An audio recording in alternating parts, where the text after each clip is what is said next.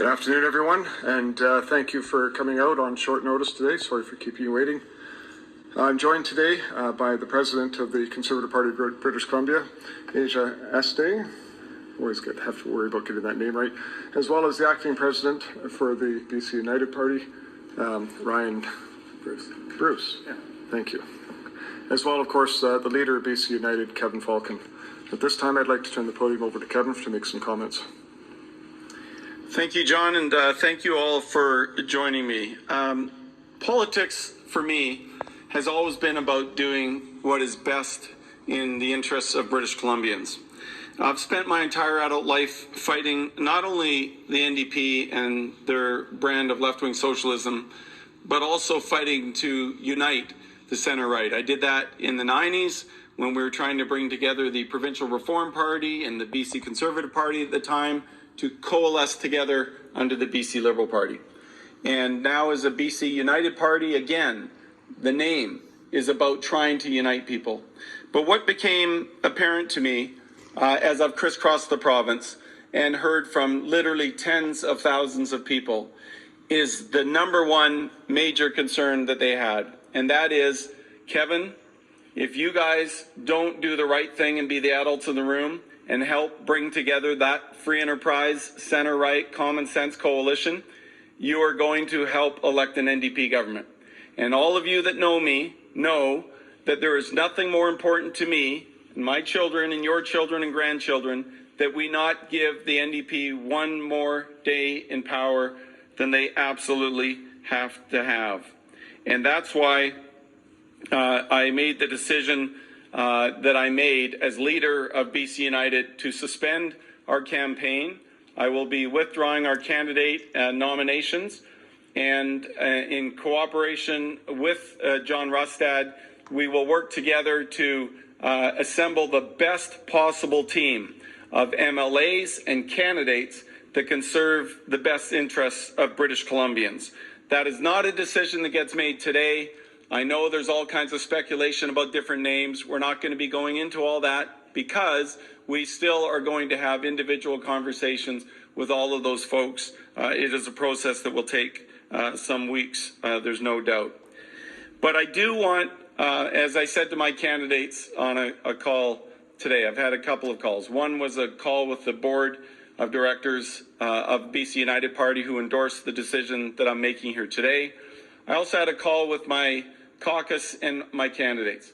And it wasn't an easy call, and I knew it wouldn't be. This is hard. It's really hard. And I accept all the responsibility, good and bad. All the opprobrium should rest on my shoulders. That's what leadership's all about. But I also believe this. This is the right thing to do for the province of British Columbia. This is the right thing to do for that next generation of British Columbians that want to grow up in a province like we grew up in, where hope and optimism were not the exception, but the rule. And that's why I've made the decision that I made today.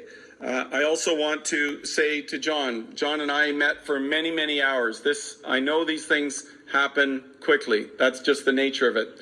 Already word and rumors getting out, that's just the nature of our business. But I want to say that, John, I appreciated the graciousness of you and your staff. And I think it's important for all my people to know this, that there was a genuine graciousness on both sides and a willingness to say, let's park a lot of our own disagreements, etc., and let's think about what's in the best interests of the broader population of British Columbia. And so I want to thank all of my exceptional staff, many of whom will be feeling extremely disappointed today. And I know why they'll be feeling extremely disappointed. But I want them all to know, whether staff, whether caucus colleagues, whether candidates, whether supporters, I want them all to know that I have a line of sight into a whole range of areas that impact what kind of campaign we can run. And I can look them all in the eye and say to them, this is the right thing for us as a party, and it's the right thing for British Columbians. And with that, I thank you. Turn it over to John.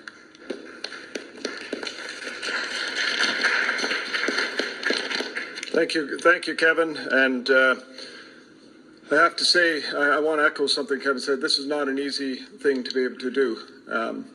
The United Party certainly has had 50 candidates that are out there, and it's not just candidates, but it's their teams and all the staff that is behind it, all the people working on these teams. This has created a lot of disruption, and I really feel for that. Because I know, for example, we've got 83, 84 candidates now out there, and I know how they feel in terms of if we were in that same situation, and it's not easy. And this will be a process that we have committed to working between the BC United Party with the Conservative Party to make sure that we put the best field forward that we can to bring an end to the destructive policies of David Eby and David Eby's government. I want to thank Kevin especially. Kevin has shown some real leadership in stepping up to the plate, as he has in so many other things that he's done throughout both his political career and his working career. I think Kevin has shown himself to really, put the interests of the province first, and I can't thank him more for the work that he is doing. We have a ton of work that we need to do together, and that we need to do with all of us in British Columbia. And I invite everybody that's been part of the United Party, that's been part of those teams, to look and to join us. We will have lots of opportunities to be able to be engaged and be involved in various things. And we want to make sure that everybody feels welcome as part of our party. Because as I've always said, it's not about being conservative or liberal or NDP or Green for that matter. It's just standing for what's right, fighting for the average everyday person, and bringing common sense change back to British Columbia.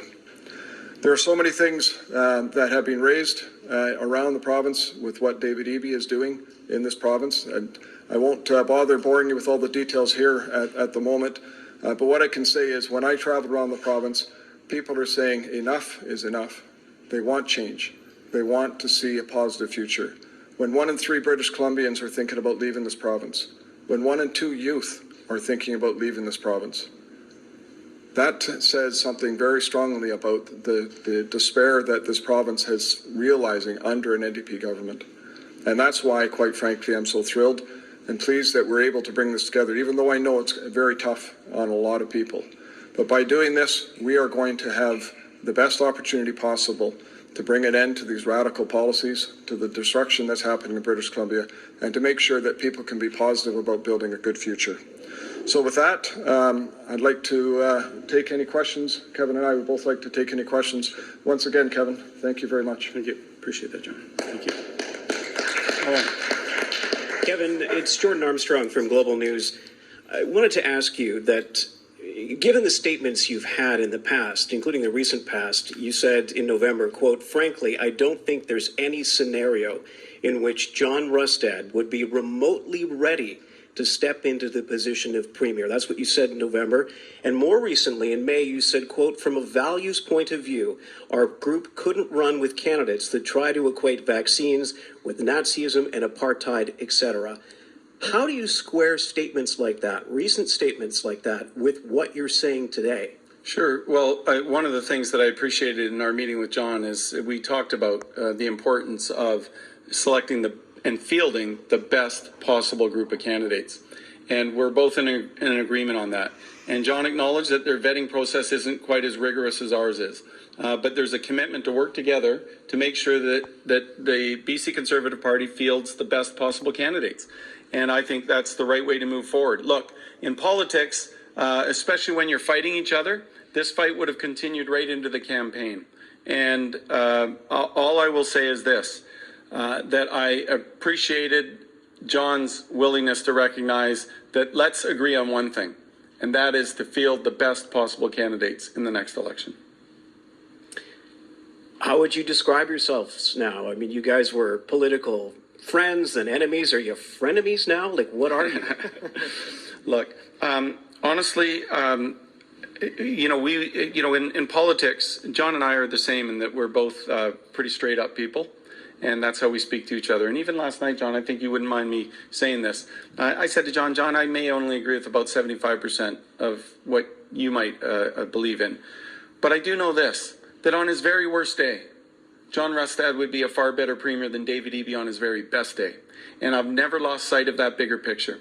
Because right now I can tell you in British Columbia that we are facing a situation where we've got a government that in 8 short years has doubled the provincial debt to over $100 billion, giving us the largest deficits in provincial history tied to the worst outcomes we've ever seen in healthcare, crime, public safety, drugs.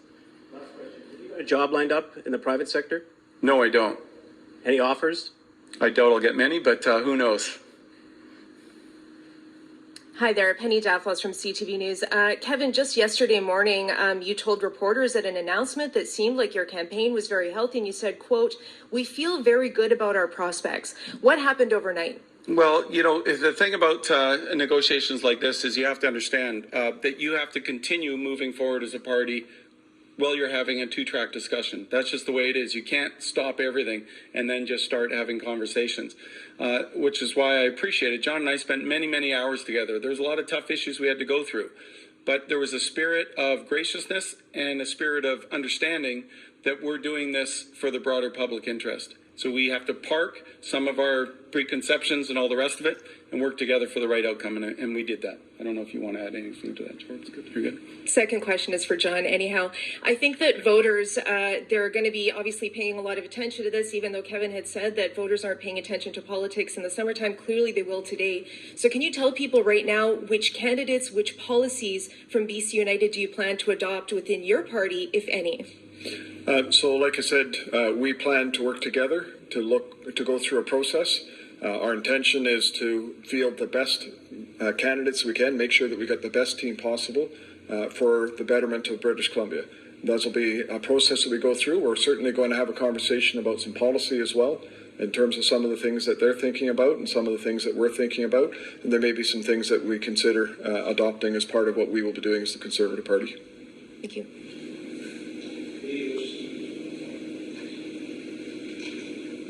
This is for Mr. Falcon. I'm Daryl Greer from the Canadian Press. Some of your party insiders did not know this was even going on today. What would you say to those staffers that you were talking about, their disappointment? What would you say to them now that this kind of unexpected turn of events has transpired?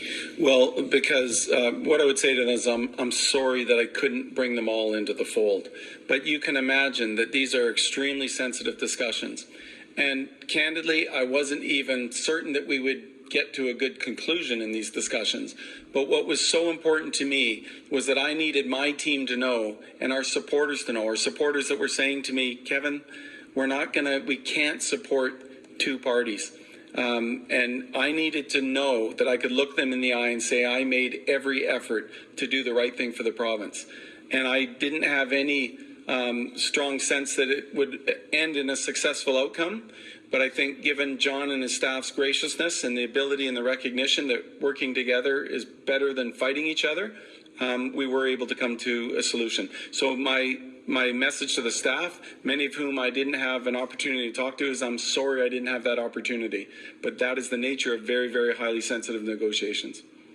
And for Mr. Rustad, when you say that the best field is going to be put forward, does that mean that candidates in your party who already have the nominations may be replaced or supplanted by former BC United candidates? We aren't going into any details today. We are putting together a group between the two parties to do a review and make sure that we are fielding the best team possible. So is that a possibility, though, that people who have already got nominated through the party's process can be We're not making any decisions like that today. We are going to be going through a process between the two parties to make decisions as to who would be the best to be able to field to bring an end to David Eby and the destruction he's bringing to British Columbia. So yes or no? Is it a possibility?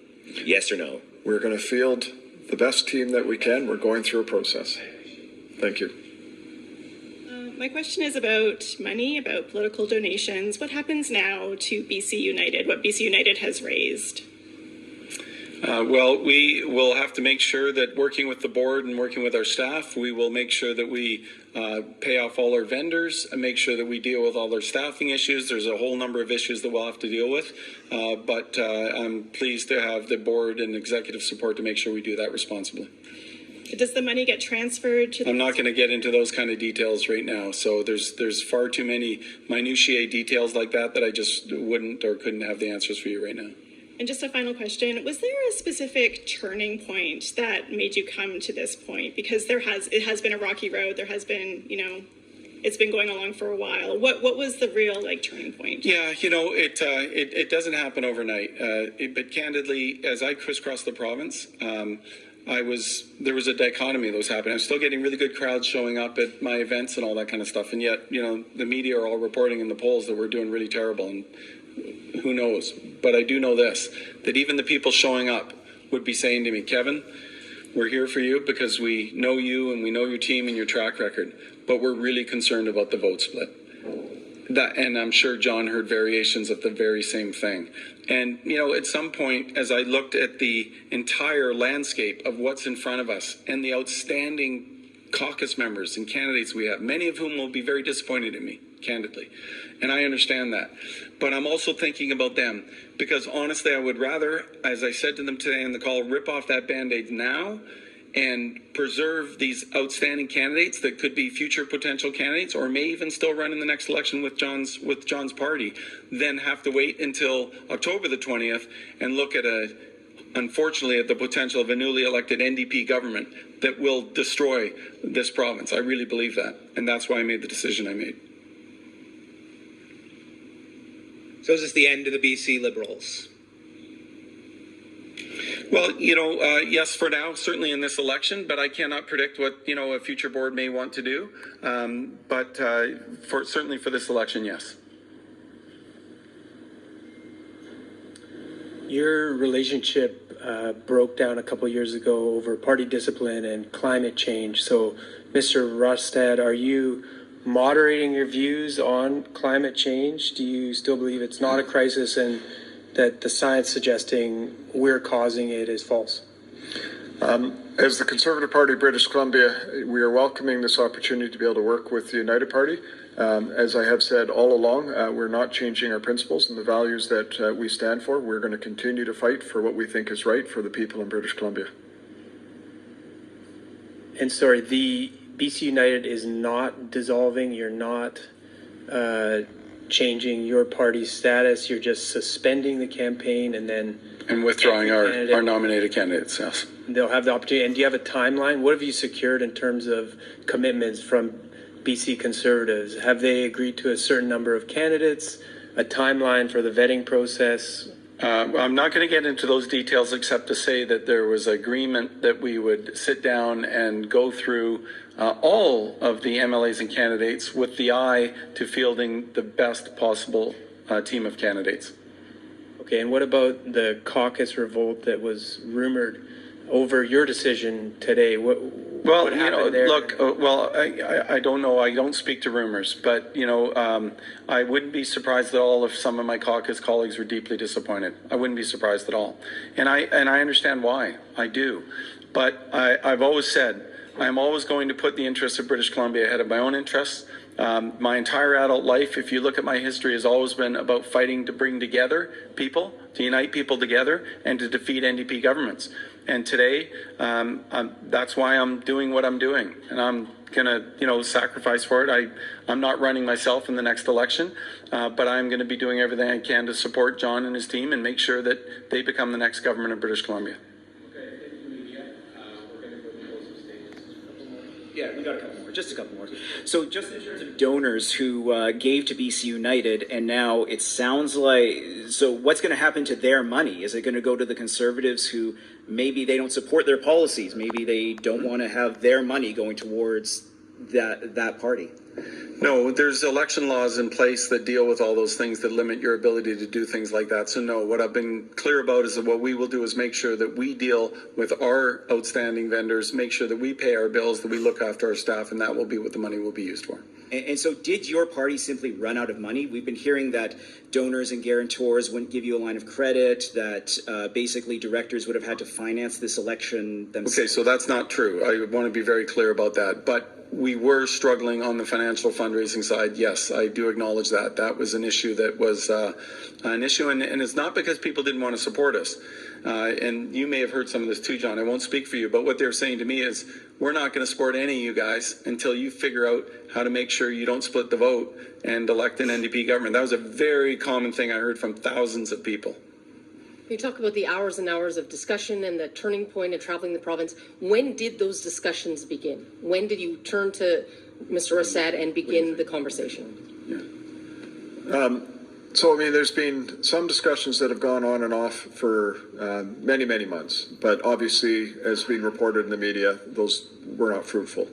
However, more recently, there has been some discussions that went on at a low level between the party. The first time that Kevin and I actually met to actually have a straight-up discussion about what we can do to bring an end to David Eby and his policies and approaches in BC was last night at around 9 o'clock. And so we went many hours through that in discussing our approach, and then culminated that in additional discussions this morning. And we talked, Mr. Falcon mentioned some weeks in terms of the candidates and the process, and you talked about the board. We are only 6 weeks out from that election. Do you have a target date by which you want to have the slate of candidates confirmed and approved and ready to go? As soon as possible. But do you have an estimate of how long it could take? I'm assuming that it'll be done with a top priority to get done as soon as possible. Okay, thank you. My question is for Mr. Falcon. You say that there will be MLAs that will be disappointed, but were there MLAs and candidates that told you they were going to go over to the Conservatives if you didn't make that deal? No, what I made really clear to the MLAs and the candidates that this will be their decision. And that's important. We're not saying you must or whatever, but what we're saying is that we'll work through the process that John described, and those that are willing to do so will have the option to do so if there's a position that's available. I meant prior to that deal you made. Prior to? Did you have MLAs yesterday and the days before telling you if you're not making this deal, we'll go to the Conservatives? No, I did not. No, I want to be very clear about that. No, I did not. Yeah, go ahead. Sure, and I'll have to say. Well, look, I'll just close my comments with what I said at the opening. I came back to politics from the private sector for the same reason I left, for my children. Not them specifically. I retired from public life in 2013, you may recall, because my wife, Jessica, we had a 2-year-old daughter, and my other daughter was still in Jessica's stomach, and that wasn't public yet, but I knew. And I decided that I'd done 12 years in public life, and I wanted to leave and be a present dad with my wife Jessica, raising our 2 daughters who I love more than anything. And I came back to politics for them, not them specifically, but for their generation, because I was genuinely concerned about the direction of British Columbia, especially under David Eby and the direction he's taken the NDP, which I would argue is an extreme left, not like the more moderate party of John Horgan. And that's why I made the decision I made today, because I'm not just thinking about my kids, I'm thinking about their generation. And I'm looking at a situation where we are seeing young people, I met them all the time, that are leaving British Columbia. They've given up hope living in the most unaffordable province in this country. And that's why I'm at peace with my decision. It doesn't mean I won't get a lot of flack, I will. But I'm at peace with the decision because I think this is the right thing for British Columbia. It is the right thing for my children's generation to get a new government that is going to focus on getting different results so that we can have a healthcare system that is there when we need it, that we can have streets that are cleaner and safer, and that we can help people not just provide them free government drugs, but free treatment so we can help people struggling with addiction get better. Just want to close once again by thanking Kevin, thanking Ryan, and thanking their whole team in terms of this. I know how difficult this is. British Columbia used to be a place where people would come to build a future. Everybody here in this room, everybody in this province, whether they're here 5 or 6 generations, even longer, or whether they've just came here with the same hope to be able to build that future. Came with the same hope to be able to build what they wanted for themselves, but more importantly, what they wanted for their kids, for their grandkids. And you heard that in what Kevin has just said in terms of his children. And that dream and that opportunity of British Columbia has been lost. And we're in a situation today where 1 in 2 youth are looking at leaving this province. And that to me is a tragedy. That's our future. That is what British Columbia's future should be. And they shouldn't be leaving this province. Instead, they should be looking at this province with hope and optimism about a province that they can build a future, that they can buy a home, that they can raise a family, that they can be proud of to be called British Columbians. That's what we want to restore. Just that common sense change for all of British Columbia. Thank you, everyone, for coming today.